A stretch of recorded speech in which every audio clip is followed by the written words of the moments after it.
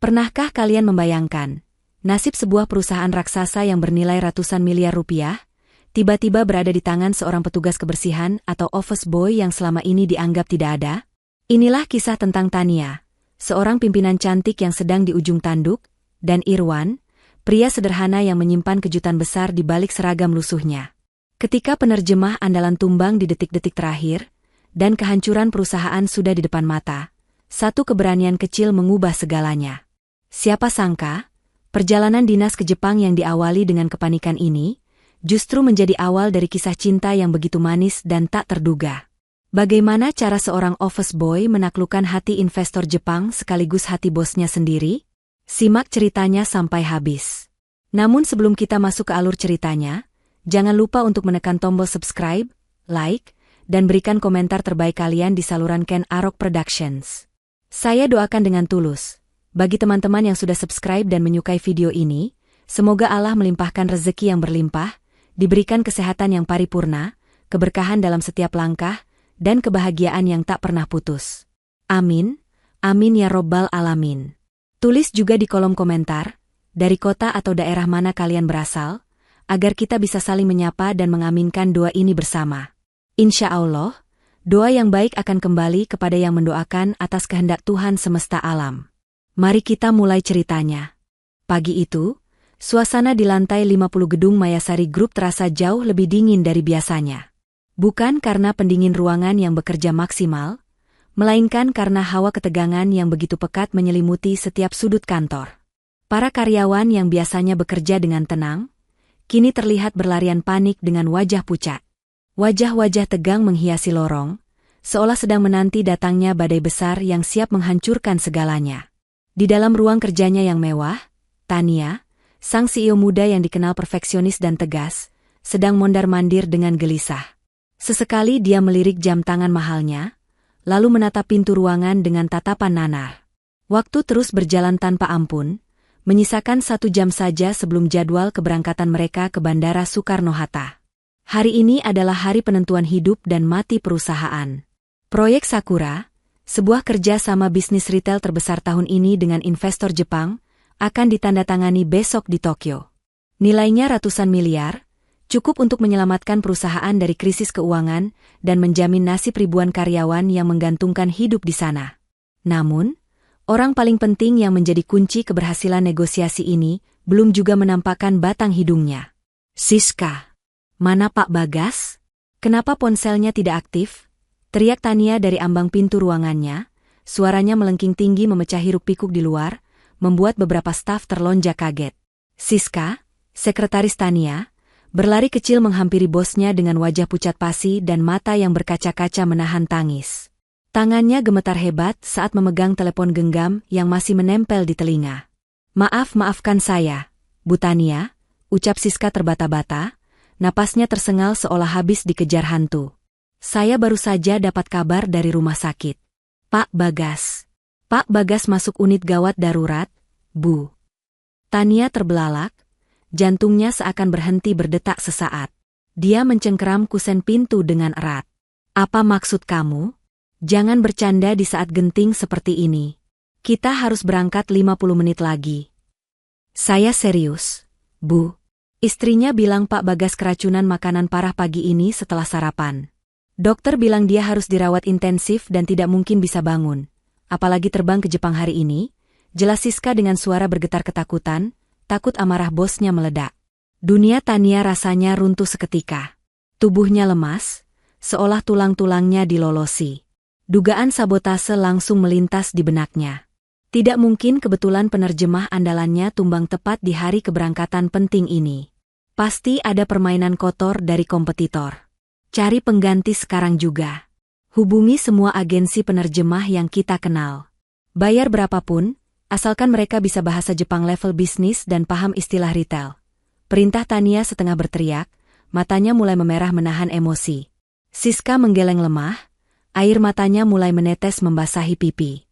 Sudah saya coba hubungi semua kontak darurat, Bu. Tapi karena ini terlalu mendadak, tidak ada yang tersedia. Kalaupun ada, mereka tidak paham teknis kontrak bisnis kita. Membawa orang awam sama saja bunuh diri di depan Pak Yamamoto yang sangat ketat soal bahasa. Bu. Tania terduduk lemas di kursi kerjanya. Hening sejenak, hanya terdengar suara detak jam dinding yang seolah menghitung mundur menuju kehancuran Mayasari Group. Tanpa penerjemah yang kompeten, negosiasi ini pasti batal.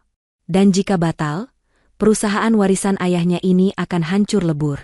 Dengan sisa tenaga yang ada, Tania bangkit kembali. Matanya menyiratkan keputusasaan sekaligus kenekatan yang luar biasa. Dia menyambar tasnya dan berjalan cepat keluar ruangan menuju lobi utama, tempat seluruh divisi berkumpul. Dia harus melakukan sesuatu, meskipun itu gila. Dia tidak sadar bahwa satu-satunya harapan justru ada pada seorang office boy yang sedang mengepel di sudut ruangan. Di tengah lobi yang megah namun terasa mencekam itu, Tania berdiri dengan sisa-sisa kewibawaannya yang mulai retak. Napasnya terdengar berat, seolah udara di ruangan itu menipis seketika. Dia menatap Rico, manajer sumber daya manusia yang seharusnya menjadi andalannya dalam situasi krisis seperti ini. Namun, apa yang disuguhkan Rico justru menambah beban berat di pundaknya. Rico datang tergopoh-gopoh dengan senyum yang dipaksakan, menyeret seorang karyawan magang yang terlihat gemetar ketakutan di belakangnya. Dengan penuh percaya diri yang salah tempat, Rico berkata kepada Tania agar tenang, karena dia sudah menemukan solusi darurat. Bu Tania, jangan khawatir. Saya sudah siapkan pengganti Pak Bagas. Ini Dito, anak magang di divisi pemasaran. Di CV-nya tertulis dia pernah ikut kursus bahasa asing. Dia pasti bisa, ucap Rico dengan nada bangga, seolah baru saja menyelamatkan dunia. Tania menatap anak magang itu dengan tatapan menyelidik. Waktu sudah semakin sempit, dia tidak punya pilihan selain mencoba. Baik, kita lihat kemampuannya. Dito, coba kamu terjemahkan kalimat ini sekarang juga. Kami meminta pembagian dividen saham sebesar 40% setelah pajak dipotong biaya operasional tahunan. Katakan dalam bahasa Jepang yang sopan untuk level direksi. Dito, si anak magang, wajahnya langsung pucat pasi seperti kertas. Keringat dingin mengucur deras di pelipisnya. Bibirnya bergetar hebat, mencoba mengeluarkan suara namun tidak ada satu kata pun yang keluar selain gumaman tidak jelas. Dia hanya menunduk dalam, tidak berani menatap mata Tania yang tajam. Maaf, Bu. Saya cuma belajar perkenalan diri dan nama-nama hari. Saya tidak tahu istilah bisnis. Cicit Dito dengan suara hampir menangis. Rico yang melihat itu mencoba membela diri dengan panik. Ah, itu kan teknis, Bu.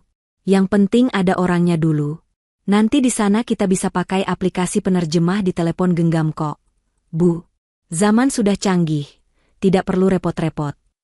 Mendengar saran konyol itu, kemarahan Tania meledak seketika. Bagi Tania, ini bukan soal sekadar mengartikan kata per kata, ini soal etika bisnis tingkat tinggi. Membawa seorang amatir atau menggunakan mesin penerjemah di hadapan investor Jepang yang sangat menghargai tata krama sama saja dengan menghina mereka secara langsung. Itu adalah tiket emas menuju kehancuran perusahaan. Kamu gila, Rico? Bentak Tania, suaranya menggema di seluruh lobi membuat semua orang terdiam. Ini negosiasi ratusan miliar. Kamu mau kita jadi bahan tertawaan Pak Yamamoto karena pakai mesin penerjemah? Di mana otak kamu? Nasib 500 karyawan ada di tangan kita, dan kamu main-main seperti ini.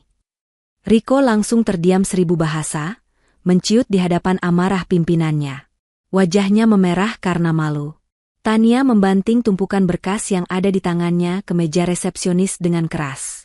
Rasa putus asa mulai merayapi hatinya, mencekik lehernya hingga terasa sesak. Bayangan kegagalan dan kebangkrutan perusahaan warisan ayahnya menari-nari di pelupuk mata. Dia tidak bisa menyerah sekarang, tapi dia sendirian dan terpojok. Dalam puncak keputusasaannya, Tania melakukan hal gila yang tidak pernah terpikirkan oleh siapapun sebelumnya. Dia menelan harga dirinya, berdiri tegak di tengah ruangan, dan berteriak lantang ke seluruh penjuru lobi yang padat. Dengarkan saya semuanya. Siapapun di gedung ini, tidak peduli apa jabatannya, dari divisi mana, atau siapapun dia. Asalkan mampu berbahasa Jepang level bisnis dengan fasih dan bersedia ikut saya ke Tokyo detik ini juga, saya akan kabulkan satu permintaan apapun itu. Satu permintaan mutlak tanpa syarat setelah kita pulang nanti. Tantangan itu menggantung di udara, menciptakan keheningan yang panjang.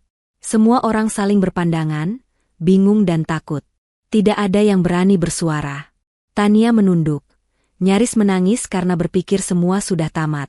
Namun, dia tidak menyadari, di sudut ruangan dekat pintu keluar, seorang office boy perlahan meletakkan kain pelnya. Hening. 1 detik, 5 detik, hingga 10 detik berlalu, tidak ada satupun tangan yang terangkat. Para manajer divisi saling buang muka. Para staf senior pura-pura sibuk membetulkan kerah baju mereka. Tantangan Tania bagaikan angin lalu yang menabrak tembok keputusasaan. Harapan itu sepertinya benar-benar musnah. Rico, yang merasa situasi ini semakin konyol dan memalukan, mencoba mendekati Tania lagi dengan wajah yang dibuat-buat prihatin. Padahal dalam hati dia senang melihat bos mudanya itu terpojok. Bu Tania, sudahlah. Tolong rasional sedikit, ucap Rico dengan nada yang sedikit meremehkan, seolah dia yang paling bijak di sana. Mana mungkin ada karyawan biasa yang bisa bahasa Jepang level dewa seperti itu? Apalagi di gedung ini isinya cuma staf administrasi dan teknisi. Jangan mempermalukan diri ibu dengan berteriak seperti orang yang kehilangan akal. Lebih baik kita telepon Pak Yamamoto sekarang, minta jadwal ulang, atau... Belum sempat Rico menyelesaikan kalimatnya yang penuh racun itu, sebuah suara bariton yang tenang dan sopan terdengar membelah keheningan lobi. Permisi, Bu. Maaf kalau saya lancang.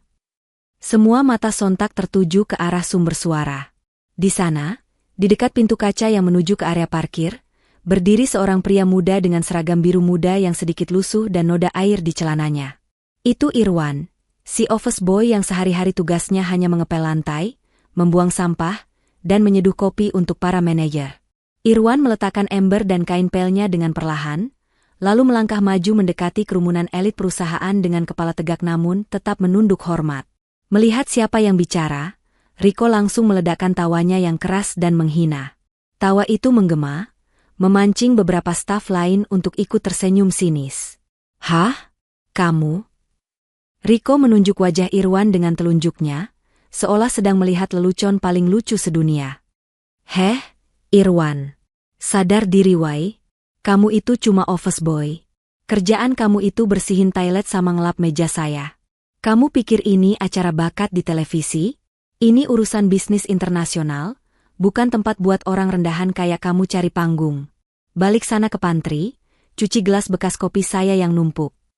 Irwan tidak mundur selangkah pun. Wajahnya tetap tenang. Tidak terlihat marah ataupun tersinggung dengan hinaan kasar Rico. Dia hanya menatap lurus ke arah Tania, yang masih mematung tak percaya. Saya tahu posisi saya, Pak Rico, jawab Irwan dengan nada rendah namun tegas, membuat tawa Rico perlahan berhenti karena aura wibawa yang tiba-tiba memancar dari pria itu. Tapi Bu Tania tadi bilang, siapapun boleh mencoba. Tidak ada pengecualian jabatan, bukan? Tania menatap Irwan dengan tatapan campur aduk, antara ragu, bingung, dan secercah harapan yang sangat tipis. Dia meneliti penampilan Irwan dari ujung kaki ke ujung kepala. Sepatu kets tua yang sudah jebol, seragam yang warnanya mulai pudar, dan tangan yang kasar karena sering terkena cairan pembersih. Rasanya mustahil.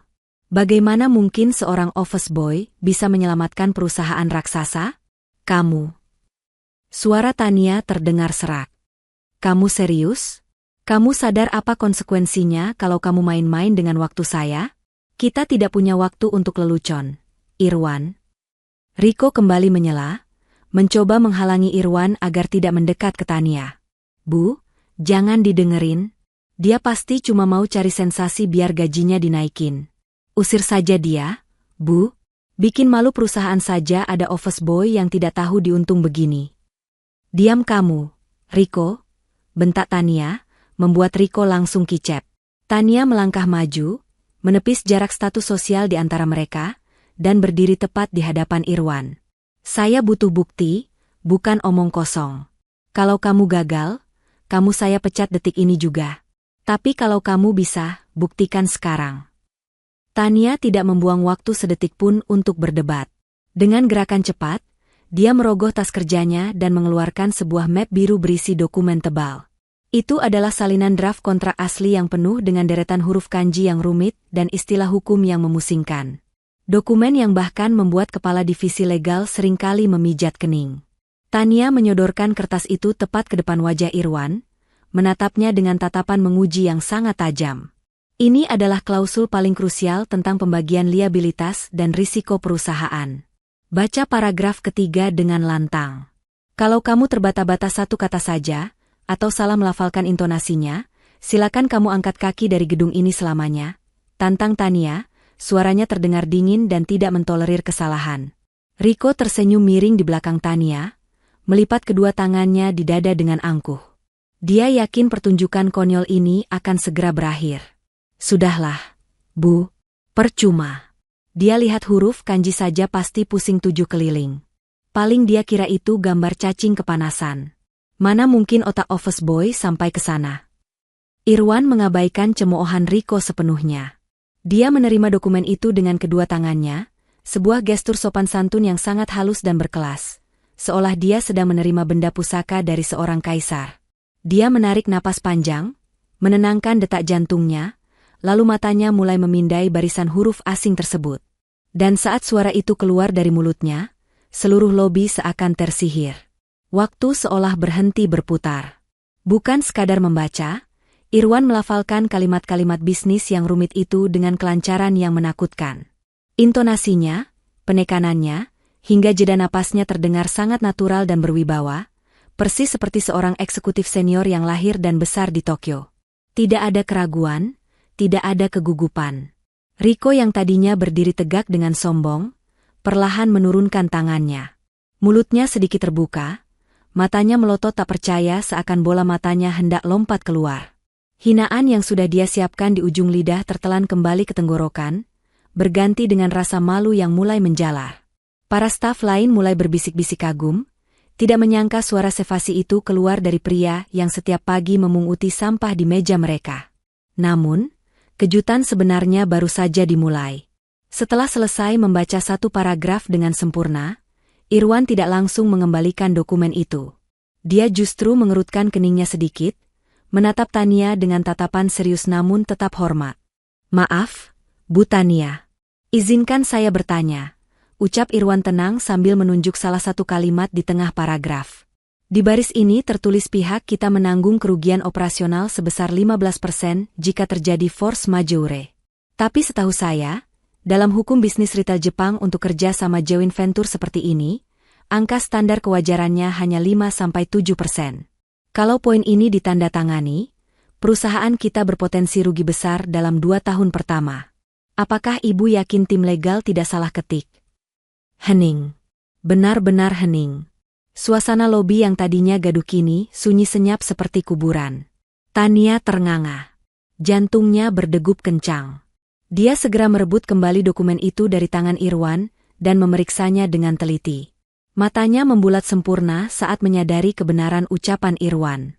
Dia baru sadar ada kesalahan fatal dari tim legal yang terlewatkan olehnya semalam karena kelelahan. Seorang office boy baru saja menyelamatkan perusahaan dari potensi kerugian miliaran rupiah, hanya dalam waktu kurang dari 3 menit. "Kak, kamu."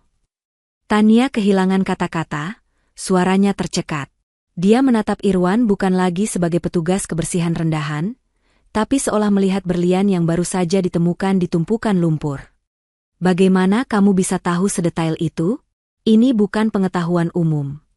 Irwan tersenyum tipis, merendah. "Saya hobi membaca buku-buku bekas tentang hukum bisnis di perpustakaan kota saat libur kerja, Bu. Kebetulan saya sedikit paham soal itu." Riko yang wajahnya sudah merah padam karena malu mencoba mencari celah untuk menjatuhkan mental Irwan. "Ah, paling dia cuma hoki. Kebetulan saja dia tebak-tebak berhadiah. Jangan percaya 100%, Bu." Tapi Tania tidak peduli lagi dengan ocehan sampah Riko. Dia melihat jam tangannya. Waktu tinggal 40 menit. Adrenalinnya kembali memuncak, tapi kali ini bukan karena takut, melainkan karena harapan yang menyala terang benderang. Dia mencengkeram lengan Irwan dengan erat, tatapannya penuh tekad. "Cukup. Tidak ada waktu untuk debat. Kamu ikut saya ke Tokyo sekarang."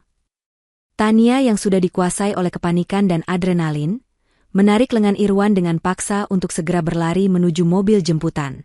Namun, sebuah hal tak terduga terjadi. Irwan, yang biasanya penurut dan selalu membungkuk hormat, kali ini menahan langkahnya dengan kokoh. Kakinya seolah terpaku di lantai marmer lobi, membuat tarikan Tania terhenti seketika. Tubuh pria itu tegak, tidak bergeming sedikitpun meski bos besarnya sedang dalam mode darurat. Tania menoleh dengan tatapan nyalang, napasnya memburu karena emosi yang kembali naik. Waktu mereka benar-benar sudah habis. Apalagi yang kamu tunggu, Irwan? Sergah Tania dengan nada tinggi, matanya memancarkan ketidaksabaran yang memuncak. Pesawat tidak akan menunggu kita. Kalau kamu mau gaji tambahan atau bonus, nanti saya urus. Sekarang bukan waktunya negosiasi. Irwan melepaskan tangan Tania dari lengannya dengan perlahan namun sopan. Dia menatap mata Tania dalam-dalam, sebuah tatapan yang menyeratkan ketegasan seorang anak laki-laki yang sedang memikul beban berat di pundaknya. Maaf, Bu Tania. Saya tidak bisa pergi begitu saja, ucap Irwan dengan suara tenang yang kontras dengan kekacauan di sekitarnya. Ibu tadi berjanji di depan semua orang. Satu permintaan mutlak. Saya ingin permintaan itu dikabulkan sekarang juga, Bu. Detik ini juga, bukan nanti setelah kita pulang. Mendengar itu, Riko langsung menyambar dengan senyum sinis yang penuh kemenangan. Dia merasa dugaannya benar 100%. Dia melangkah maju, menepuk tangan dengan gaya mengejek yang sangat menyebalkan. Nah, dengar sendiri kan, Bu? Riko tertawa sumbang, memanaskan suasana. Sudah saya bilang, mental orang miskin itu ya begini. Aji mumpung. Baru dikasih hati langsung minta jantung. Pasti dia mau minta uang ratusan juta di muka buat foya-foya. Dasar tidak tahu diri. Sudah untung diajak ke luar negeri, malah memeras perusahaan. Tania menggeram marah, kecewa karena mengira Irwan sama saja seperti orang-orang serakah lainnya. Sebutkan angkanya. Berapa yang kamu mau? 10 juta? 50 juta? Cepat katakan agar kita bisa berangkat.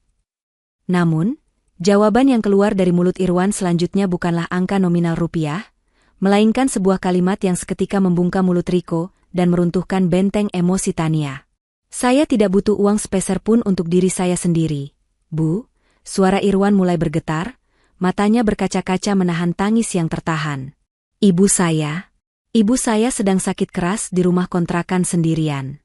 Beliau kena stroke dan tidak bisa bergerak. Tidak ada yang menjaganya kalau saya pergi ke Jepang. Permintaan saya cuma satu, Bu. Tolong kirimkan ambulans sekarang. Sewakan perawat terbaik, dan rawat ibu saya di kamar VIP rumah sakit terbaik milik rekanan perusahaan sampai saya kembali. Pastikan beliau makan enak dan tidur nyenyak. Cuma itu syarat saya. Suasana lobi yang tadinya panas, mendadak berubah menjadi hening dan haru. Para karyawan wanita menutup mulut mereka, tersentuh mendengar alasan di balik keteguhan Irwan. Riko yang tadinya siap melontarkan hinaan lagi, mendadak terdiam kaku dengan mulut terkunci rapat. Wajahnya yang sombong perlahan berubah pucat karena malu. Tania terpaku. Kemarahannya lenyap seketika, berganti dengan rasa sesak di dada. Dia melihat ketulusan yang begitu dalam di mata Irwan. Ternyata, di balik sikap keras kepalanya tadi, ada hati seorang anak yang begitu berbakti, yang rela mempertaruhkan kesempatan emas demi keselamatan ibunya. Tania merasa tertampar. Selama ini dia hanya memikirkan keuntungan dan target perusahaan, tanpa pernah peduli pada kehidupan karyawannya yang berjuang mati-matian di bawah sana. Dengan mata yang mulai basah, Tania mengangguk mantap. Dia segera mengambil ponselnya, menekan nomor direktur rumah sakit, dan memberikan instruksi dengan suara yang sedikit parau menahan tangis. Lakukan, Irwan. Ibu kamu adalah tanggung jawab saya sekarang. Mobil sedan mewah berwarna hitam mengkilap milik Tania, melesat membelah jalanan Jakarta yang padat. Namun, kali ini tujuannya bukan langsung ke bandara, melainkan berbelok tajam memasuki kawasan perkampungan padat penduduk yang kumuh dan sesak. Sopir pribadi Tania tampak kesulitan mengendalikan mobil lebar itu di ganggang sempit yang hanya cukup dilalui satu kendaraan. Tania duduk di kursi belakang, memandang keluar jendela dengan perasaan campur aduk.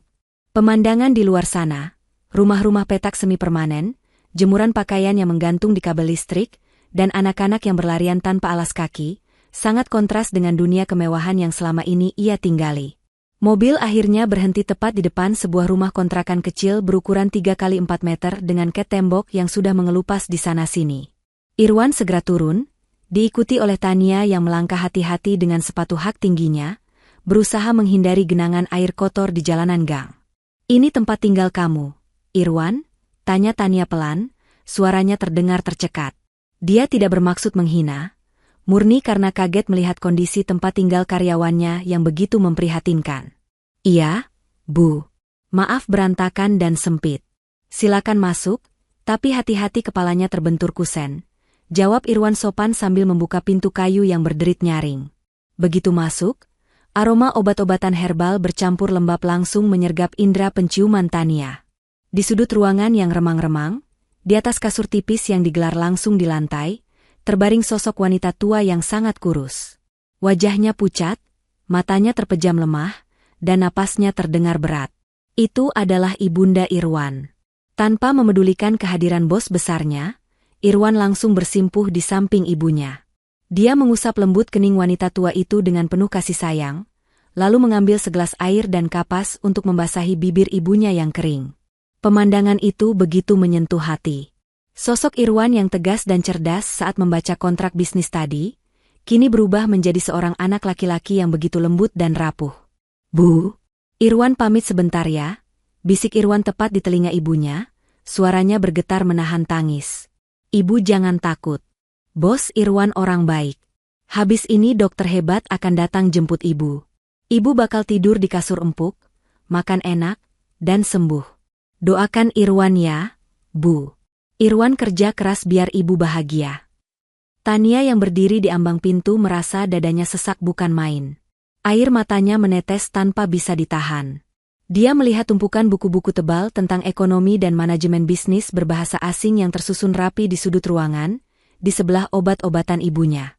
Seketika itu juga, Tania sadar akan satu hal yang menyakitkan. Irwan bukan sekadar office boy biasa. Dia adalah permata yang terpaksa membuang impiannya, mengubur masa depannya, dan melepaskan segalanya demi berbakti merawat malaikat tak bersayap di hadapannya ini. Suara sirine ambulans terdengar mendekat, memecah keheningan di gang sempit itu. Tim medis bergegas masuk dengan tandu, siap membawa ibunda Irwan ke rumah sakit terbaik sesuai perintah Tania. "Terima kasih, Bu Tania. Terima kasih banyak," ucap Irwan sambil menghapus air matanya, menatap Tania dengan tatapan penuh rasa syukur yang tak terhingga. Tania menggeleng pelan, suaranya parau karena haru. "Jangan berterima kasih pada saya, Irwan. Kamu yang menyadarkan saya tentang arti kekayaan yang sesungguhnya. Sekarang, ayo kita berangkat. Jangan biarkan pengorbanan kamu dan doa ibumu sia-sia. Kita taklukkan Tokyo." Waktu terus bergulir tanpa ampun, menyisakan kurang dari 40 menit sebelum pintu pesawat ditutup.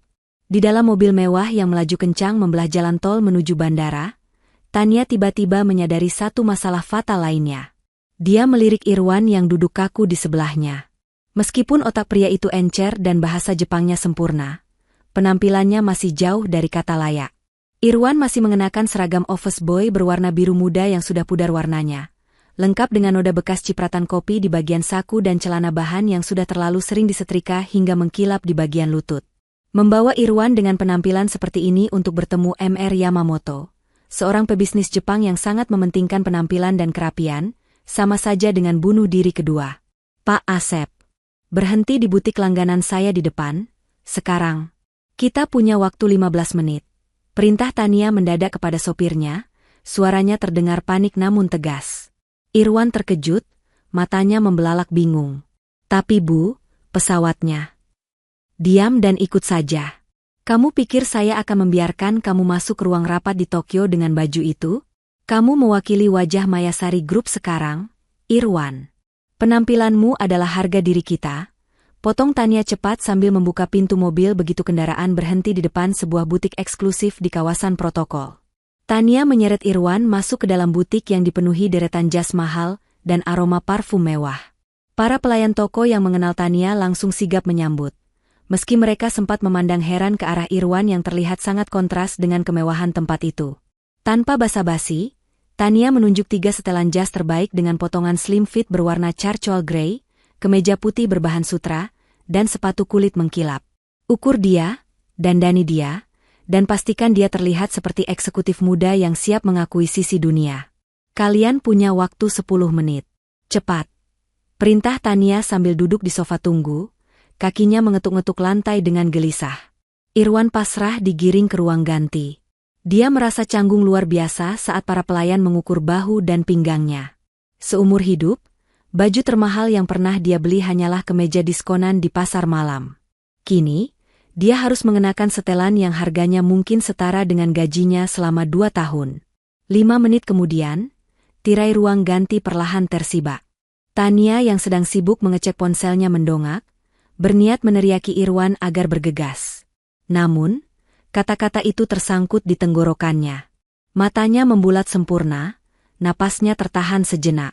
Ponsel di tangannya nyaris terjatuh. Di hadapannya kini, bukan lagi berdiri seorang office boy yang lusuh dan membungkuk rendah diri. Sosok yang keluar dari balik tirai itu adalah seorang pria tegap dengan aura yang begitu memikat. Jas mahal itu membungkus tubuh atletis Irwan dengan sempurna. Rambutnya yang biasa acak-acakan kini disisir rapi ke belakang, memperlihatkan keningnya yang cerdas. Wajahnya yang bersih dan tatapannya yang tajam, membuat siapapun akan mengira dia adalah seorang pewaris konglomerat, bukan petugas kebersihan. Tania terkesiap. Jantungnya yang tadi berdegup karena panik, kini berdegup karena alasan yang berbeda. Ada desiran hangat yang aneh merambat di pipinya, membuatnya terasa panas. Dia tidak pernah menyangka bahwa di balik seragam office boy yang selama ini dia abaikan, tersembunyi ketampanan yang begitu menyilaukan. B. Bagaimana menurut ibu? Apakah ini pantas? Tanya Irwan ragu sambil membetulkan letak dasinya, merasa tidak percaya diri karena Tania hanya diam mematung menatapnya. Tania tersentak dari lamunannya, buru-buru memalingkan wajah untuk menyembunyikan rona merah di pipinya. Dia berdehem keras, berusaha mengembalikan wibawanya sebagai atasan. Lumayan. Setidaknya kamu tidak bikin malu perusahaan lagi, jawab Tania dengan nada yang dibuat sedatar mungkin, meski dalam hatinya dia mengakui bahwa Irwan terlihat sangat tampan. Ayo jalan. Jangan sampai kita ketinggalan pesawat gara-gara kamu terlalu lama berkaca. Mereka kembali berlari menuju mobil. Namun kali ini, langkah Tania terasa sedikit berbeda. Ada rasa canggung yang manis menyelinap di antara mereka, sebuah perasaan asing yang mulai tumbuh di tengah gentingnya misi penyelamatan perusahaan ini. Napas mereka masih memburu saat kaki melangkah masuk ke dalam kabin pesawat first class maskapai penerbangan Jepang. Mereka adalah penumpang terakhir yang naik, nyaris saja pintu pesawat tertutup di depan hidung. Pramugari dengan ramah menyambut dan mengarahkan mereka ke kursi yang lebih mirip singgasana pribadi daripada tempat duduk pesawat biasa. Bagi Tania, kemewahan ini adalah hal lumrah, rutinitas perjalanan bisnisnya. Namun bagi Irwan, ini adalah dunia lain. Dia duduk dengan kaku, tubuhnya tegang, takut menyentuh tombol-tombol canggih di sandaran lengan atau merusak gelas kristal yang disodorkan pramugari. Pesawat mulai lepas landas, meninggalkan hiruk-pikuk Jakarta di bawah sana. Lampu tanda kenakan sabuk pengaman telah dipadamkan, dan suasana kabin menjadi hening dan privat. Tania melirik ke samping. Dia melihat Irwan sedang menatap keluar jendela dengan tatapan kosong yang sulit diartikan. Di balik jas mahalnya, pria itu tetaplah sosok sederhana yang menyimpan misteri. Rasa penasaran Tania yang sudah membuncah sejak di lobi kantor tadi, akhirnya tak bisa dibendung lagi. Irwan, panggil Tania pelan, memecah keheningan di antara mereka. Irwan menoleh cepat, sikap hormatnya langsung kembali. Ya, Bu Tania? Ibu butuh sesuatu? Kopi? Selimut? Tanyanya sigap. Tania menggeleng. Dia meletakkan gelas jus jeruknya, menatap Irwan lekat-lekat. Bukan itu. Saya butuh penjelasan. Kenapa? Kenapa orang dengan kemampuan bahasa Jepang setingkat native speaker dan pemahaman bisnis sedalam kamu, berakhir menjadi seorang office boy di kantor saya? Kenapa kamu menyembunyikan bakat emasmu di balik kain pel dan ember kotor selama ini? Irwan terdiam sejenak. Dia menunduk, menatap kedua tangannya yang kasar, tangan yang setiap hari bergelut dengan sabun lantai dan sampah, namun kini terbalut lengan kemeja sutra yang halus. Senyum pahit tersungging di bibirnya. Hidup itu penuh dengan pilihan yang tidak kita harapkan. Bu, jawab Irwan lirih, matanya menerawang jauh ke masa lalu. 2 tahun lalu, saya adalah mahasiswa semester akhir di Universitas Tokyo, atau yang sering disebut Todai. Saya mendapat beasiswa penuh di jurusan ekonomi bisnis. Masa depan saya cerah, Bu. Saya bahkan sudah ditawari magang di salah satu bank terbesar di Shibuya. Tania terkesiap. Todai adalah universitas nomor 1 di Jepang. Hanya orang-orang jenius terpilih yang bisa masuk ke sana, apalagi dengan beasiswa penuh. Fakta ini membuat rahang Tania seakan jatuh ke lantai. Lalu apa yang terjadi? Tanya Tania, suaranya tercekat. Irwan menghela napas panjang, seolah membuang beban berat di dadanya. Takdir berkata lain. Tiba-tiba saya mendapat kabar dari tetangga. Ayah saya meninggal dunia karena kecelakaan kerja, dan di hari yang sama, ibu terkena serangan stroke karena syok berat. Saya anak tunggal, Bu. Tidak ada saudara. Pilihannya saat itu hanya 2. Tetap di Jepang mengejar gelar sarjana dan membiarkan ibu terlantar sendirian sekarat di rumah kontrakan, atau pulang saat itu juga untuk merawat satu-satunya orang tua yang saya miliki. Irwan menatap Tania dengan mata yang berkaca-kaca namun penuh keteguhan. Saya memilih pulang. Saya tinggalkan kuliah saya tinggalkan mimpi saya. Sesampainya di Jakarta, tabungan habis untuk pemakaman ayah dan pengobatan awal ibu. Saya butuh uang cepat, pekerjaan apa saja yang bisa langsung terima tanpa proses panjang. Menjadi office boy adalah satu-satunya lowongan yang tersedia saat itu yang mengizinkan saya pulang lebih awal untuk mengurus ibu. Bagi saya, gelar sarjana tidak ada artinya kalau saya kehilangan ibu. Mendengar cerita itu, hati Tania serasa diremas kuat. Rasa bersalah yang amat sangat menjalar di dadanya. Selama ini dia sering berjalan melewati Irwan di koridor kantor, bahkan mungkin pernah memarahinya karena lantai yang kurang bersih, tanpa tahu bahwa pria yang dia abaikan itu telah mengorbankan masa depannya demi bakti yang begitu suci. Tania merasa sangat kecil. Dia memiliki segalanya. Harta, jabatan, perusahaan, tapi dia ragu apakah dia memiliki hati seluas Irwan. Tanpa sadar, tangan Tania tergerak menyentuh punggung tangan Irwan yang ada di sandaran kursi. Sentuhan itu spontan, sebuah gestur penghiburan yang tulus. Maafkan saya, Irwan. Maaf karena saya tidak pernah tahu, bisik Tania lembut. Irwan menatap tangan halus bosnya yang menyentuh kulit kasarnya. Desiran aneh itu kembali muncul, lebih kuat dari sebelumnya. Di ketinggian 30.000 kaki, di tengah keheningan malam menuju Tokyo, batas antara atasan dan bawahan itu perlahan mulai kabur, digantikan oleh benih-benih rasa kagum yang mulai tumbuh di hati keduanya. Roda pesawat mendarat mulus di Bandara Haneda. Namun bagi Tania, itu adalah awal dari medan perang yang sesungguhnya.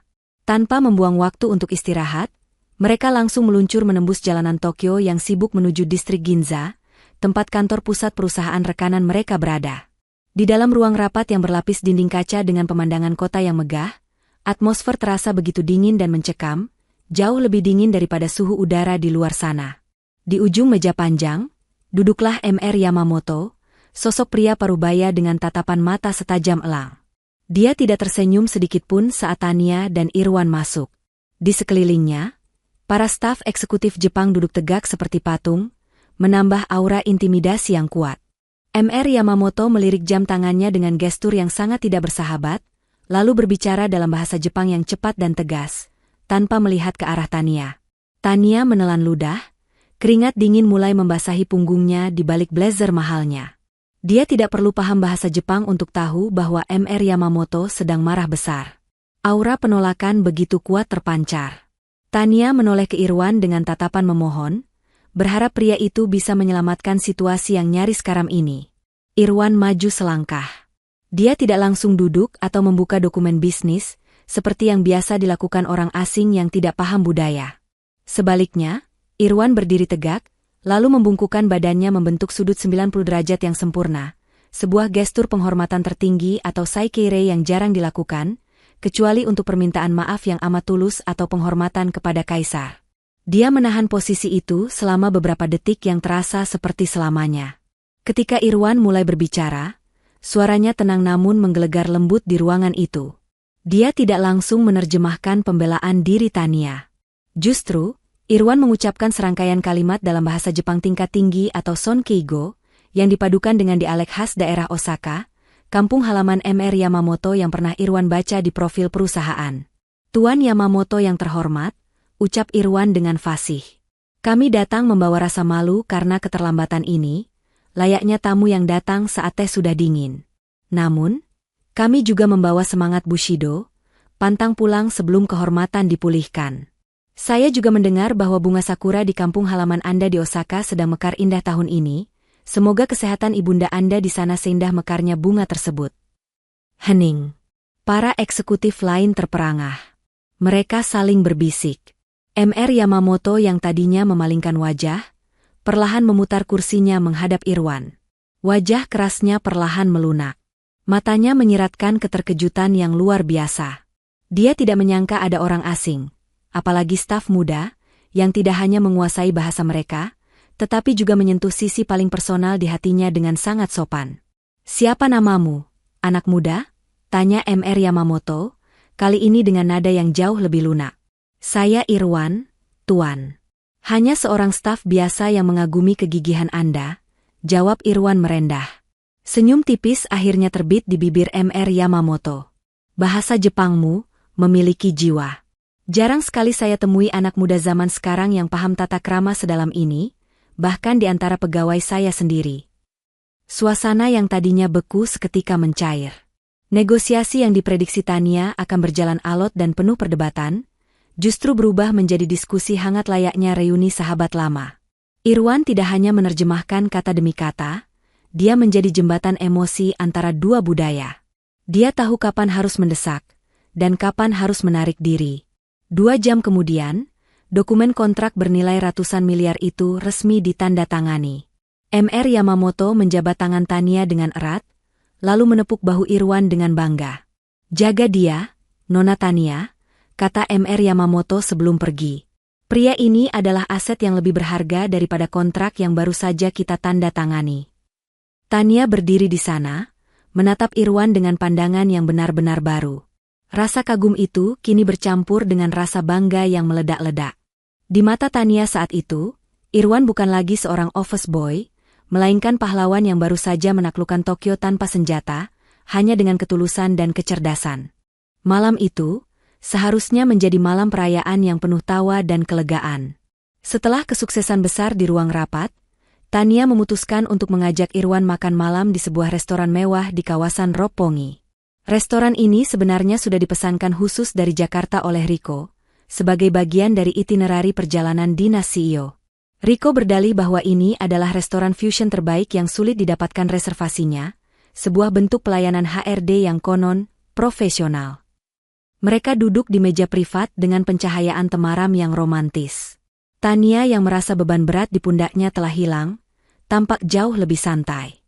Dia tersenyum lebar, senyum tulus yang jarang sekali terlihat di kantor. "Kamu tahu, Irwan," ucap Tania sambil membuka serbet makannya. "Saya tidak menyangka Riko bisa memilih tempat sebagus ini. Dia bilang menu omakase di sini spesial. Saya sudah lapar sekali seharian belum makan karena stres." Tak lama kemudian, pelayan datang membawa hidangan pembuka yang tertutup tudung saji perak. Aromanya begitu menggoda saat diletakkan di meja. Sebuah mangkuk sup kental berwarna keemasan dengan hiasan jamur truffle yang mewah. Tania yang memang sudah kelaparan segera mengambil sendoknya. "Selamat makan, Irwan. Kamu harus coba, ini terlihat lezat," kata Tania antusias sambil mengarahkan sendok berisi kuah sup itu ke mulutnya. Namun, belum sempat sendok itu menyentuh bibir Tania, tiba-tiba tangan Irwan bergerak secepat kilat. Dia mencengkeram pergelangan tangan Tania dengan kuat, menahan gerakannya di udara. "Jangan dimakan, Bu. Berhenti," seru Irwan, suaranya terdengar panik dan keras, membuat beberapa pengunjung lain menoleh. Tania terkejut setengah mati. Kuah sup di sendoknya tumpah sedikit ke meja. Dia menatap Irwan dengan bingung dan sedikit kesal. "Irwan, kamu apa-apaan? Sakit tahu." Irwan tidak melepaskan tangannya. Wajahnya tegang, hidungnya mengendus aroma sup itu sekali lagi untuk memastikan. Dia lalu menatap tajam ke arah pelayan, dan langsung membentak dalam bahasa Jepang yang sangat fasih namun penuh amarah. "Kalian gila? Di reservasi sudah tertulis jelas bahwa tamu VIP ini alergi parah terhadap ebi atau udang. Kenapa kalian menyajikan kaldu udang yang pekat seperti ini? Kalian mau membunuh bos saya? Pelayan itu gemetar ketakutan mendengar hardikan Irwan. Dia buru-buru memanggil manajer restoran. Setelah dicek di dapur, ternyata benar. Sup itu menggunakan kaldu kepala udang sebagai bahan dasar utamanya, meski daging udangnya sudah disaring halus sehingga tidak terlihat kasat mata. Bagi orang biasa, itu lezat. Tapi bagi Tania yang memiliki alergi udang tingkat akut, satu suap saja bisa membuat tenggorokannya bengkak, sesak napas, dan berujung fatal dalam hitungan menit. Wajah Tania pucat pasi seketika. Dia menatap mangkuk sup itu dengan ngeri, lalu beralih menatap Irwan yang masih memegang tangannya. Dia baru sadar nyawanya baru saja selamat di ujung tanduk. Bagaimana kamu bisa tahu?" tanya Tania lirih, suaranya bergetar. Irwan melepaskan tangan Tania perlahan, napasnya masih memburu karena emosi. "Baunya, Bu. Hidung saya sensitif. Tapi yang lebih penting, Riko tahu persis riwayat medis Ibu. Data alergi Ibu ada di berkas HRD. Tidak mungkin ini ketidaksengajaan. Dia sengaja memesan menu set ini untuk mencelakai Ibu, atau setidaknya membuat Ibu sakit parah agar negosiasi besok batal, dan dia bisa menyalahkan saya karena dianggap tidak becus menjaga Ibu." Tania mengepalkan tangannya di atas meja. Kemarahan yang luar biasa menjalar di dadanya. Riko, manajer kepercayaannya, ternyata ular berbisa yang tega mempertaruhkan nyawanya hanya demi persaingan kantor yang konyol. "Kita pergi dari sini," ucap Tania dingin. Dia berdiri, mengambil tasnya, lalu menatap Irwan dengan tatapan yang sulit diartikan, campuran antara rasa terima kasih yang mendalam dan ketergantungan yang mulai tumbuh. "Terima kasih, Irwan. Kamu menyelamatkan nyawa saya lagi." Setelah insiden mengerikan di restoran itu, nafsu makan mereka hilang seketika. Namun, adrenalin yang tersisa justru membuat mereka tidak ingin langsung kembali ke hotel yang sunyi. Tania mengajak Irwan berjalan kaki tanpa tujuan, membiarkan diri mereka hanyut dalam lautan manusia di distrik Shibuya yang terkenal itu. Di bawah gemerlap jutaan lampu neon dan papan iklan raksasa yang menyilaukan, status sosial mereka sebagai atasan dan bawahan seolah luntur, tergantikan oleh dua jiwa muda yang sedang mencari ketenangan di tengah hiruk-pikuk kota asing. Saat mereka tiba di persimpangan Scramble Crossing yang legendaris, lampu penyeberangan berubah hijau. Ribuan manusia bergerak serentak dari segala arah seperti gelombang pasang. Tania yang terbiasa hidup eksklusif dan selalu dikawal, tiba-tiba merasa gamang. Tubuh mungilnya terdorong ke sana kemari oleh arus pejalan kaki yang berjalan cepat. Dia hampir saja terjatuh ketika seorang turis berbadan besar tidak sengaja menabrak bahunya.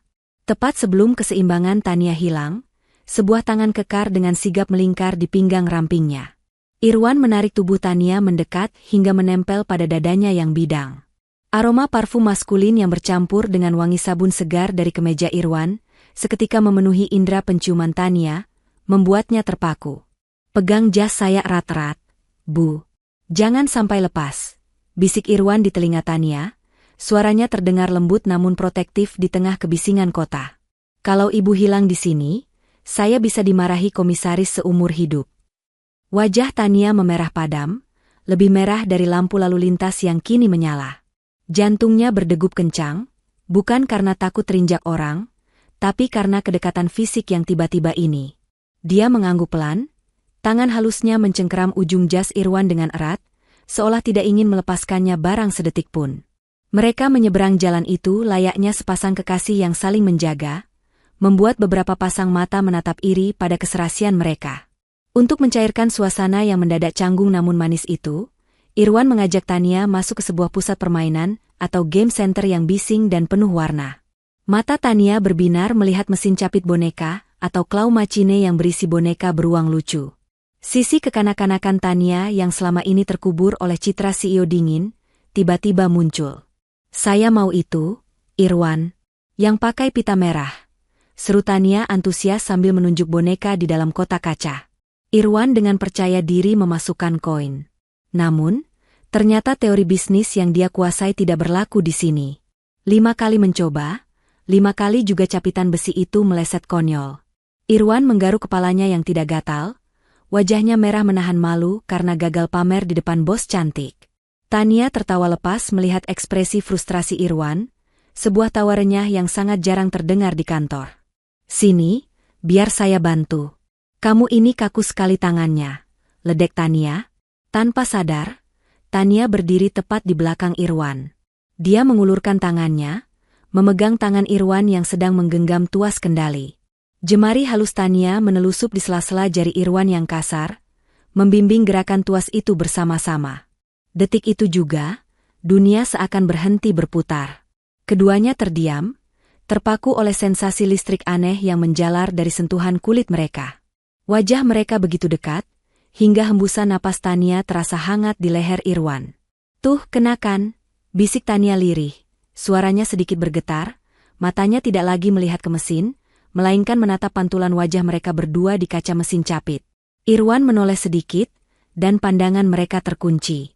Di tengah bisingnya suara mesin dingdong, ada debar cinta yang diam-diam mulai berani menampakkan wujudnya. Keluar dari pusat permainan dengan boneka beruang di pelukan Tania, mereka memutuskan untuk menikmati malam Tokyo yang semakin larut. Entah ide siapa awalnya. Mereka kini berjalan menyusuri trotoar sambil menikmati es krim matcha, padahal suhu udara malam itu sedang turun drastis hingga mendekati 5 derajat Celcius.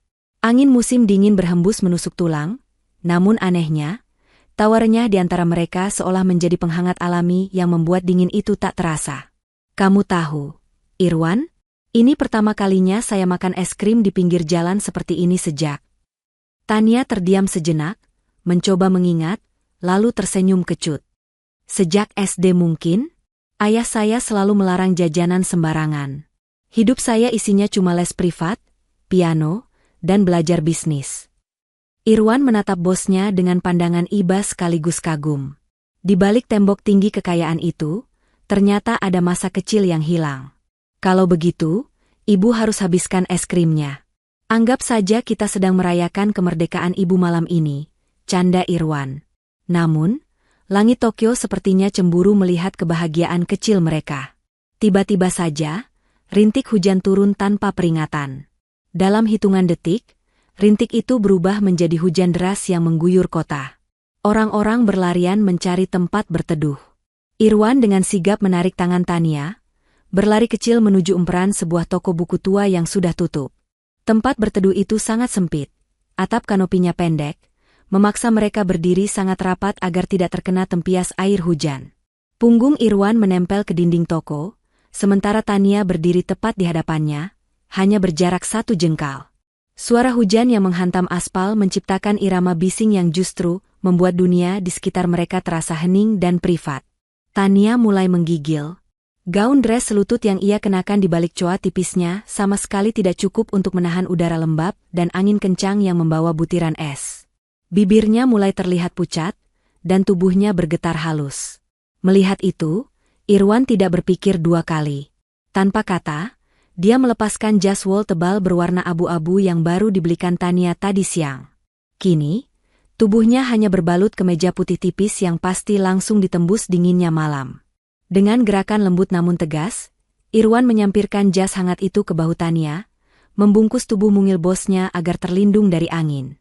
Tania terkesiap merasakan kehangatan sisa suhu tubuh Irwan yang kini memeluknya lewat jas itu. Dia mendongak, menatap Irwan dengan mata membulat khawatir. "Irwan, apa yang kamu lakukan? Pakai lagi jasnya. Kamu cuma pakai kemeja tipis, nanti kamu bisa hipotermia," protes Tania, tangannya hendak melepas jas itu kembali.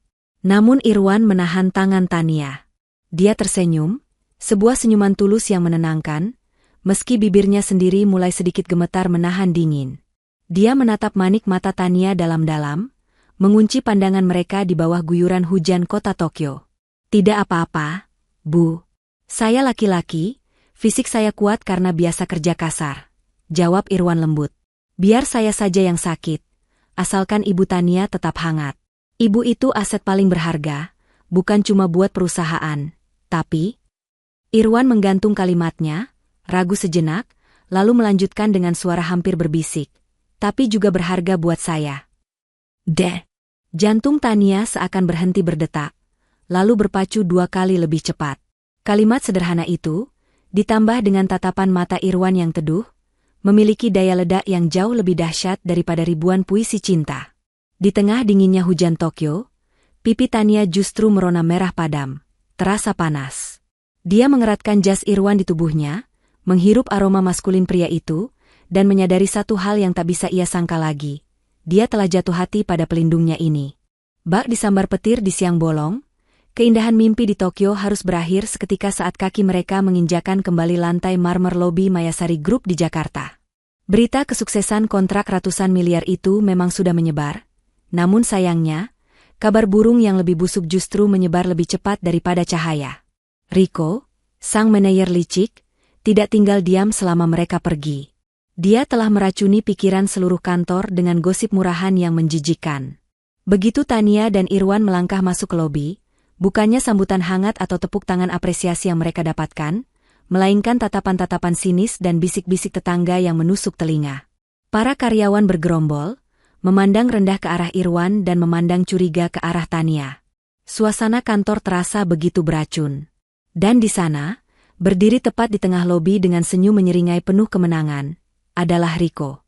Di samping kakinya, sudah tergeletak sebuah ember berisi air keruh dan kain pel kotor yang sengaja dipajang sebagai karpet merah penyambutan. Selamat datang kembali, pasangan skandal tahun ini. Seru Rico lantang sambil bertepuk tangan lambat, suaranya menggema penuh sarkasme. Dia berjalan mendekat, menatap Irwan dengan pandangan merendahkan yang teramat sangat. Gimana liburannya? Wan? Enak tidur di hotel bintang 5? Wah, hebat ya taktik kamu. Modal tampang dikit, bisa langsung naik ranjang sama bos. Tuduh Rico tanpa tedeng aling-aling, sengaja mengeraskan suaranya agar semua orang mendengar fitnah keji itu. Wajah Tania memerah pada menahan amarah. Tangannya mengepal kuat hingga gemetar. Jaga mulut kamu, Rico. Itu fitnah. Namun Rico mengabaikan Tania.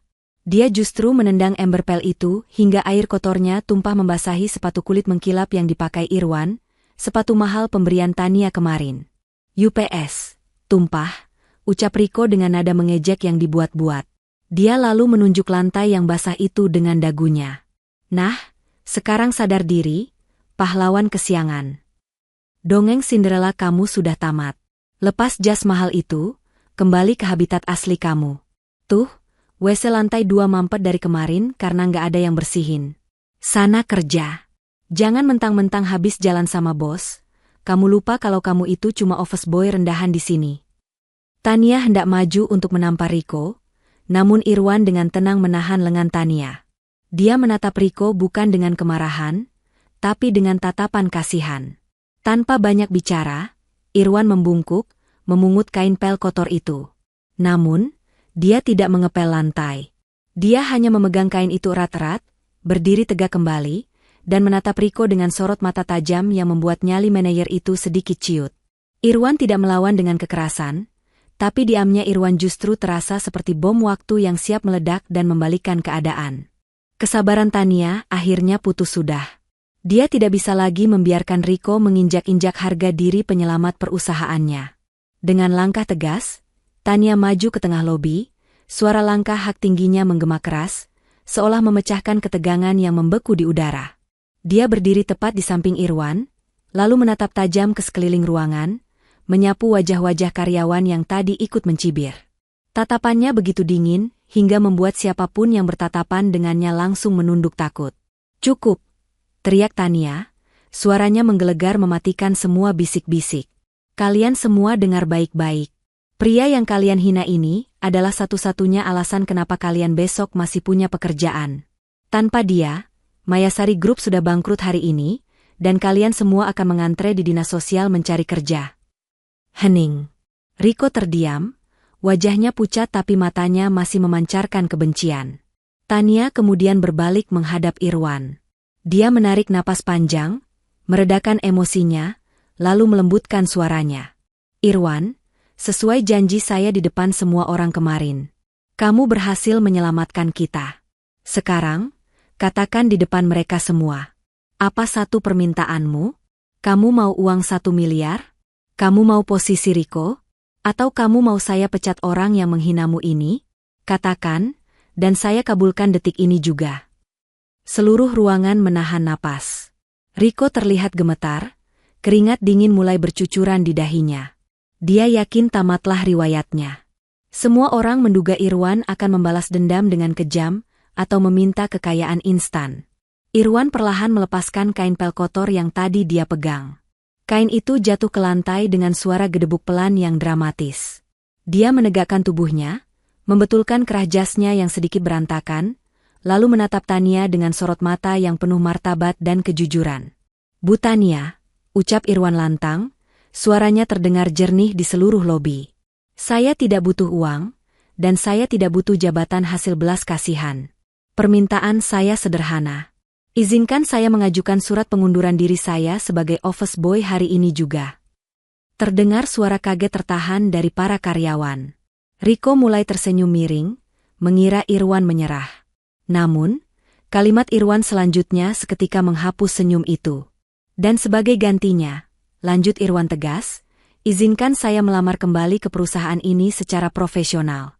Saya ingin melamar untuk posisi staf junior manajemen bisnis. Jangan beri saya keistimewaan.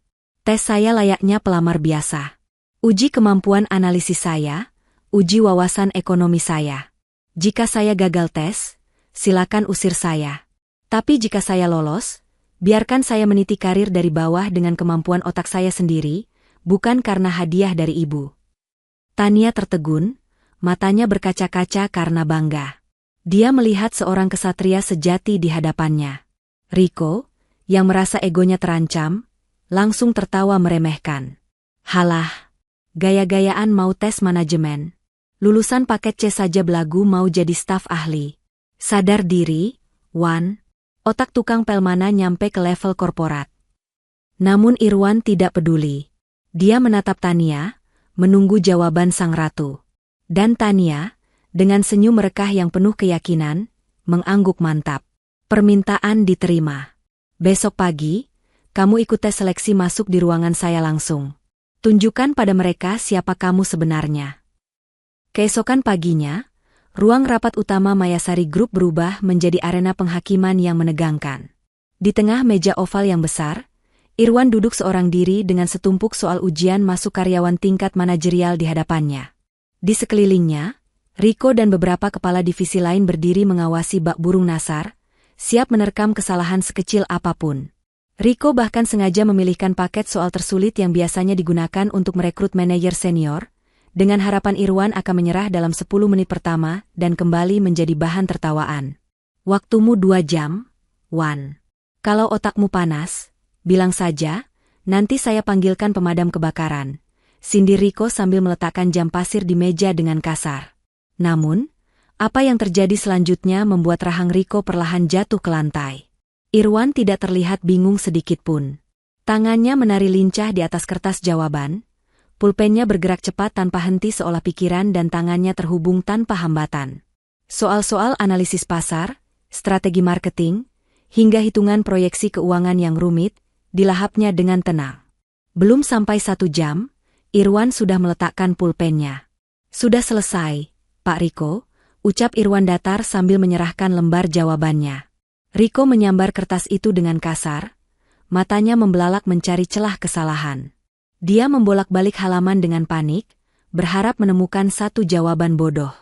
Namun, semakin dia membaca, semakin wajahnya memucat. Jawaban Irwan bukan hanya benar, tapi brilian. Analisisnya tajam, solusinya efisien, dan tata bahasanya sempurna. Tidak ada satupun celah untuk mencela. Tania, yang sejak tadi duduk diam mengamati di ujung meja, mengambil kertas itu dari tangan Riko yang gemetar. Dia tersenyum puas, senyum kemenangan yang membuat Riko merasa kerdil. Nilai sempurna, umum Tania lantang. Bahkan analisis studi kasusnya jauh lebih logis daripada proposal yang kamu buat bulan lalu, Riko. Hari itu juga, transformasi besar terjadi. Seragam biru office boy yang selama ini melekat di tubuh Irwan resmi ditanggalkan. Kini, Irwan duduk di sebuah cubikle kerja yang rapi di divisi strategi bisnis, mengenakan kemeja rapi layaknya staf profesional. Kehadirannya membawa angin segar bagi tim. Jika dulu dia hanya menyajikan kopi untuk rapat, kini dialah yang memberikan ide-ide segar di dalam rapat tersebut. Karyawan lain yang awalnya sinis, perlahan mulai menaruh hormat. Mereka melihat sendiri bagaimana Irwan menyelesaikan masalah data penjualan yang macet berhari-hari, hanya dalam hitungan jam. Pak Irwan, mulai menjadi panggilan baru yang terdengar natural di lorong kantor. Sementara itu, Riko hanya bisa melihat dari balik kaca ruangannya dengan hati yang terbakar cemburu. Dia melihat anak buahnya mulai lebih sering bertanya pada Irwan daripada dirinya. Posisi dan wibawanya sebagai manajer perlahan tergerus oleh sinar terang mantan office boy yang dulu dia injak-injak.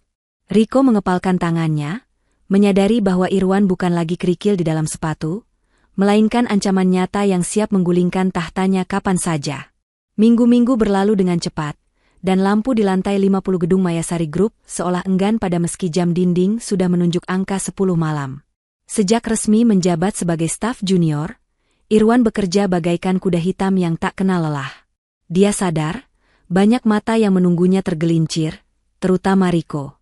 Karena itu, Irwan sering menghabiskan malam-malamnya sendirian di cubikle kerjanya, menenggelamkan diri dalam lautan data dan grafik penjualan demi mengejar ketertinggalan pengalamannya. Malam itu, suasana kantor begitu sunyi, hanya terdengar suara detak keyboard Irwan yang berirama konstan. Namun, rasa lelah akhirnya menang. Irwan tertidur dalam posisi duduk dengan kepala terkulai di atas tumpukan berkas. Napasnya terdengar teratur karena kelelahan yang amat sangat. Tanpa dia sadari, pintu ruangan CEO terbuka pelan. Tania, yang ternyata juga belum pulang, melangkah keluar dengan ujung kaki jinjit agar tak menimbulkan suara. Di tangannya, dia membawa 2 gelas kopi hangat dari mesin espresso di ruangannya, bukan kopi sachet pantry yang biasa diminum staf. Tania berdiri sejenak di samping meja Irwan, menatap wajah lelah pria itu dengan senyum yang begitu lembut, jauh dari citra bos yang dingin.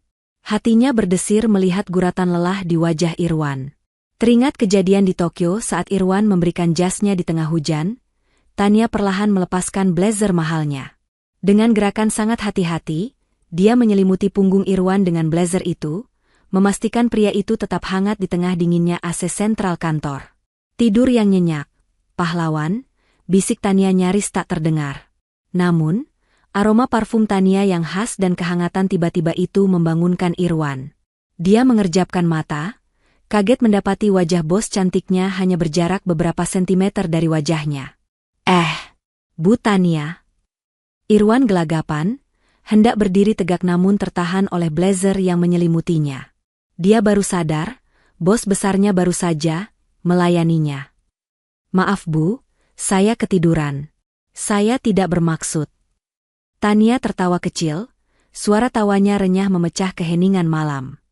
Duduk saja, Irwan. Santai. Dulu setiap pagi kamu yang taruh kopi di meja saya.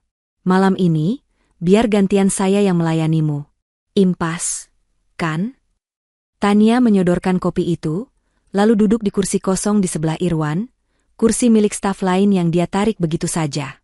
Dia juga mengeluarkan 2 bungkus nasi goreng abang-abang yang dia pesan lewat ojek online.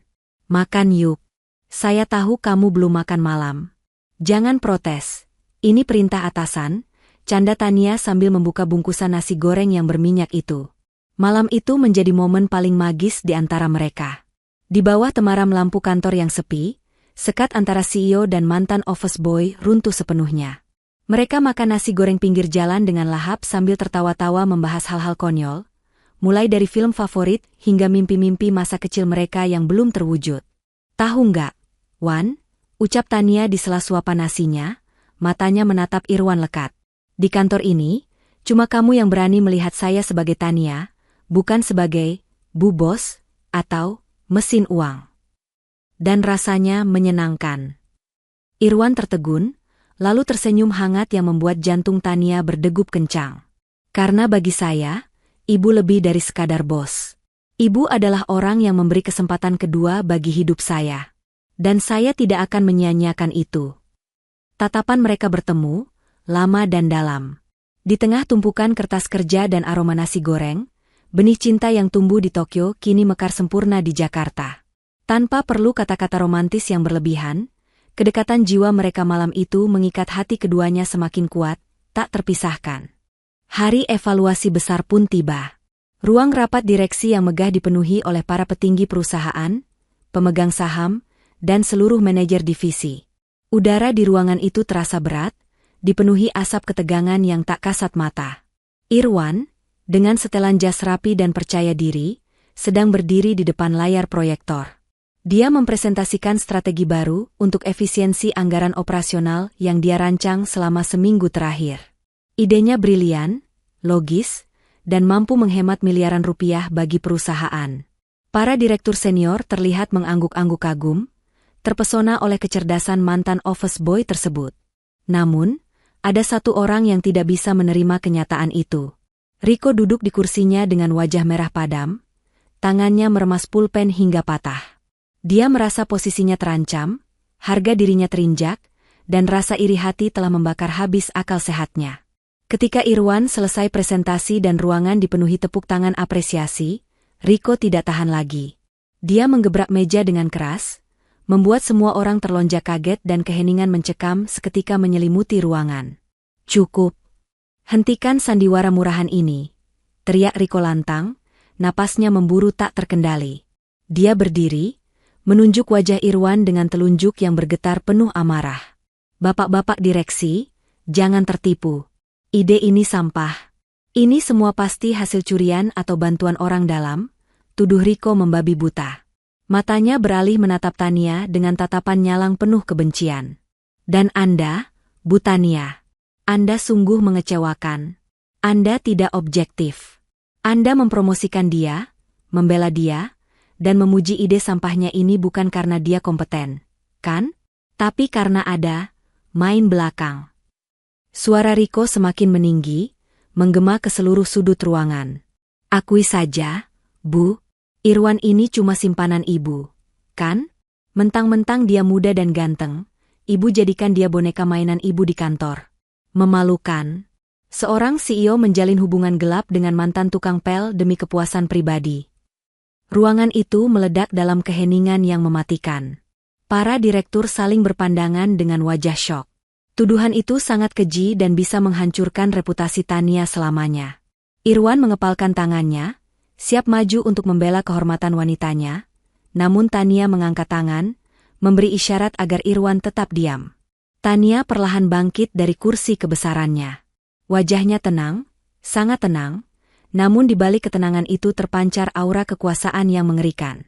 Dia berjalan pelan mengelilingi meja, langkah kakinya terdengar tegas di lantai marmer, mendekati tempat Rico berdiri. Rico yang tadinya berapi-api, mendadak menciut melihat tatapan dingin sang CEO. "Sudah bicaranya, Rico?" tanya Tania datar, namun menusuk tulang. Saya cuma bicara fakta." Gagap Rico, keringat dingin mulai bercucuran. Tania tersenyum sinis. Dia kemudian berbalik, berjalan menuju Irwan yang berdiri tegak di depan podium. Di hadapan puluhan pasang mata petinggi perusahaan, Tania melakukan hal yang tak terduga. Dia meraih tangan Irwan, menggenggam jari jemari pria itu dengan erat, dan mengangkatnya tinggi-tinggi. "Kamu salah besar, Rico," ucap Tania lantang, suaranya penuh wibawa dan kebanggaan. "Irwan bukan simpanan saya. Dia bukan mainan saya." Tania menatap mata Irwan sekilas dengan penuh cinta, lalu kembali menatap hadirin. "Dia adalah kekasih saya. Dia adalah pria terhormat yang saya cintai, dan calon suami saya di masa depan. Dan asal kalian tahu, dia berdiri di sini, memimpin presentasi ini, bukan karena dia kekasih saya, tapi karena kemampuannya jauh di atas kamu, Rico. Dia bekerja dengan hati dan otak, sementara kamu hanya sibuk dengan dengki dan fitnah." Pengakuan terbuka itu bagaikan bom atom yang meluluh lantakkan arogansi Rico. Wajah Rico pucat pasi seputih kertas, kakinya lemas hingga dia terduduk kembali di kursinya. Sementara itu, Irwan menatap Tania dengan mata berkaca-kaca, tidak menyangka wanita hebat ini begitu berani mengakui hubungan mereka dan membela kehormatannya di depan dunia. Hari itu, Rico berniat mempermalukan mereka, namun justru dialah yang menggali kuburannya sendiri. 6 bulan berlalu sejak pengakuan menghebohkan di ruang rapat itu. Skandal yang diprediksi Rico akan menghancurkan perusahaan, justru berbalik menjadi berkah. Saham Mayasari Group melonjak naik karena publik jatuh cinta pada kisah Cinderella versi nyata antara sang CEO dan karyawannya. Namun, bagi Irwan dan Tania, sorotan kamera dan angka saham bukanlah yang utama. Kebahagiaan mereka terletak pada hal-hal sederhana yang kini bisa mereka nikmati bersama. Sore itu, langit Jakarta semburat jingga kemerahan. Irwan mengajak Tania naik ke rooftop gedung pencakar langit Mayasari Group. Angin senja berhembus pelan, memainkan rambut panjang bergelombang Tania yang indah. Di ketinggian ini, hiruk-pikuk kota terdengar sayup-sayup, menciptakan ruang pribadi yang syahdu bagi mereka berdua. Irwan terlihat sedikit gugup, tangannya berkali-kali meremas saku jasnya. "Kenapa kita kesini, Wan? Masih ada berkas yang harus saya tanda tangan di bawah?" tanya Tania heran, namun senyum tak lepas dari bibir merah mudanya. Irwan menarik napas panjang, mengumpulkan segenap keberaniannya. Dia berbalik menghadap Tania, menatap manik mata wanita yang telah mengubah hidupnya itu. Perlahan, Irwan berlutut dengan satu kaki. Tania menutup mulutnya dengan kedua tangan, matanya seketika berkaca-kaca. Irwan mengeluarkan sebuah kotak bludru merah kecil dari sakunya. Saat dibuka, tampak sebuah cincin emas putih dengan desain sederhana namun elegan. Bukan cincin berlian raksasa seharga miliaran, tapi cincin manis yang dibeli dari hasil tabungan gaji Irwan sendiri selama 6 bulan terakhir sebagai staf junior. "Tania," suara Irwan terdengar parau karena haru. "Aku tahu, cincin ini mungkin tidak sebanding dengan koleksi perhiasan mewahmu. Aku juga belum bisa memberimu kemewahan seperti yang biasa kau dapatkan. Tapi satu hal yang bisa aku janjikan, aku akan menjadi partner terbaikmu, dalam bisnis, dalam sedih, dalam senang, dan dalam menua bersama. Aku ingin menjadi tempatmu pulang saat dunia terasa berat. Tania Mayasari, will you marry me?" Air mata Tania tumpah tak terbendung. Dia tidak peduli dengan karat berlian atau harga cincin itu. Bagi Tania, ketulusan Irwan lebih mahal dari seluruh aset perusahaan. Dia mengangguk cepat, berkali-kali. Yes, I will, Irwan," seru Tania sambil memeluk leher Irwan erat saat pria itu memasangkan cincin di jari manisnya. Di bawah langit senja Jakarta, dua hati itu resmi bersatu dalam ikatan janji suci. Adegan berganti cepat ke sebuah ballroom hotel bintang 5 yang didekorasi penuh bunga putih. Hari pernikahan mereka tiba. Suasananya mewah namun terasa sangat intim dan hangat. Irwan tampak gagah dengan tuxedo hitam dan rambut yang ditata rapi, sementara Tania begitu anggun dalam balutan gaun pengantin putih yang memukau. Namun, kejutan terbesar hari itu bukanlah kemewahan pestanya, melainkan sosok yang mendampingi Irwan berjalan menuju pelaminan. Di sana, berjalan perlahan sambil menggandeng lengan Irwan, adalah ibu Irwan. Beliau bukan lagi wanita kurus kering yang terbaring tak berdaya di kasur kontrakan. Berkat perawatan VIP dan terapi intensif yang dibiayai Tania selama berbulan-bulan, Ibu Irwan telah pulih secara ajaib. Tubuhnya kini terlihat lebih berisi dan segar. Wajahnya memancarkan kesehatan, dan yang paling mengharukan, beliau sudah bisa berjalan kembali meskipun perlahan. Mengenakan kebaya brokat berwarna emas yang indah dan selendang batik, Ibu Irwan tersenyum bangga dengan mata berkaca-kaca. Saat sampai di depan pelaminan, Ibu Irwan melepaskan tangan putranya dan beralih memeluk Tania erat-erat. "Terima kasih, Nak Tania," bisik Ibu Irwan dengan suara lembut yang jelas, tidak lagi rero karena stroke. "Terima kasih sudah mengembalikan nyawa Ibu, dan terima kasih sudah mencintai anak Ibu apa adanya." Tania menangis haru, memeluk mertuanya itu tak kalah erat. Pemandangan itu membuat seluruh tamu undangan meneteskan air mata. Di detik itu, Irwan tahu, perjuangannya dari seorang office boy hingga ke titik ini adalah skenario terindah yang Tuhan tuliskan untuknya. Sahabat Ken Arok Productions, kisah Irwan dan Tania mengajarkan kita satu hal yang sangat berharga. Jangan pernah menilai seseorang hanya dari pakaian atau pekerjaannya saat ini. Di balik seragam office boy yang lusuh, mungkin tersimpan kecerdasan dan hati emas yang sedang diuji oleh keadaan.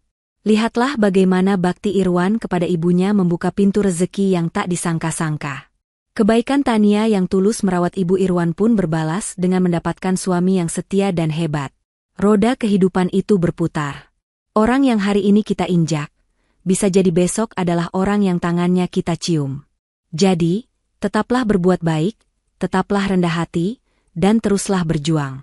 Nah, saya ingin bertanya kepada teman-teman semua. Pernahkah kalian mengalami kejadian di mana kalian diremehkan orang lain, tapi kemudian kalian berhasil membuktikan bahwa kalian bisa lebih sukses dari mereka? Tulis pengalaman kalian di kolom komentar ya. Cerita kalian mungkin bisa menjadi inspirasi dan kekuatan bagi teman-teman lain yang sedang berjuang. Jangan lupa untuk subscribe, like, dan bagikan video ini jika kalian merasa terinspirasi. Saya doakan, semoga kalian yang menonton video ini selalu diberikan rezeki yang melimpah, kesehatan, dan keluarga yang bahagia. Sampai jumpa di kisah inspiratif selanjutnya. Wassalamualaikum warahmatullahi wabarakatuh. Waktu bergulir cepat bagaikan roda yang tak pernah berhenti berputar.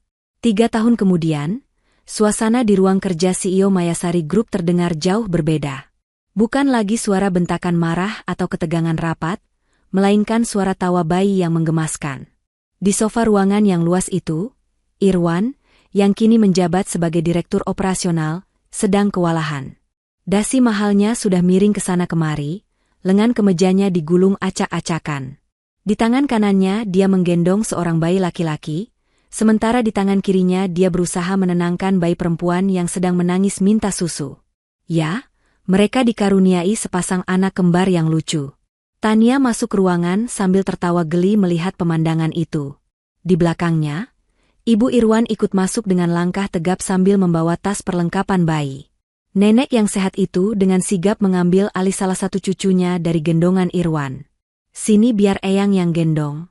Papamu payah kalau soal ganti popok," canda Ibu Irwan, membuat Tania dan Irwan tertawa lepas. Kehadiran Ibu Irwan yang sehat bugar menjadi pelengkap kebahagiaan keluarga kecil mereka. "Ampun, Bu CEO," jawab Irwan sambil menyeka keringat di dahinya, lalu mencium pipi Tania sekilas. "Negosiasi sama, klien kecil, ini lebih alot daripada sama investor Jepang." Mereka tertawa bersama, saling melempar tatapan penuh cinta yang semakin dalam seiring berjalannya waktu. Kebahagiaan mereka begitu sempurna, membuktikan bahwa cinta sejati tidak memandang status sosial. Sementara itu, kontras dengan kehangatan di lantai 50, di lobi depan gedung, nasib buruk sedang menimpa seseorang. Riko, mantan manajer HRD yang sombong itu, terlihat sedang berdebat dengan petugas keamanan. Pakaiannya lusuh, wajahnya kusam dan tak terawat, rambutnya yang dulu klimis kini berantakan dan berminyak. Dia baru saja mencoba melamar kerja lagi di anak perusahaan Mayasari sebagai staf biasa, namun namanya sudah masuk daftar hitam di seluruh industri karena kasus penggelapan dana yang terungkap tak lama setelah Irwan naik jabatan. "Pak, tolong Pak, izinkan saya ketemu Bu Tania atau Pak Irwan sebentar saja. Saya butuh kerjaan. Buat makan saja susah." Rengek Riko memelas, harga dirinya sudah hancur lebur di aspal. "Maaf, Pak Riko. Perintah Pak Direktur Irwan sudah jelas. Bapak dilarang menginjakkan kaki di area gedung ini lagi. Silakan pergi sebelum kami panggil polisi," tegas satpam itu sambil mendorong Riko keluar pagar. Riko terhuyung ke trotoar panas. Dia mendongak, menatap puncak gedung pencakar langit yang menjulang tinggi itu dengan tatapan penuh penyesalan. Dia ingat betul, dulu dia yang menendang ember pel Irwan di lobi itu dan menghinanya habis-habisan. Kini, roda kehidupan telah berputar 180 derajat. Sang office boy yang dia injak kini duduk di singgasana tertinggi, bahagia bersama keluarga dan ibunya yang sehat, sementara dia yang dulu sombong kini tersingkir menjadi debu jalanan.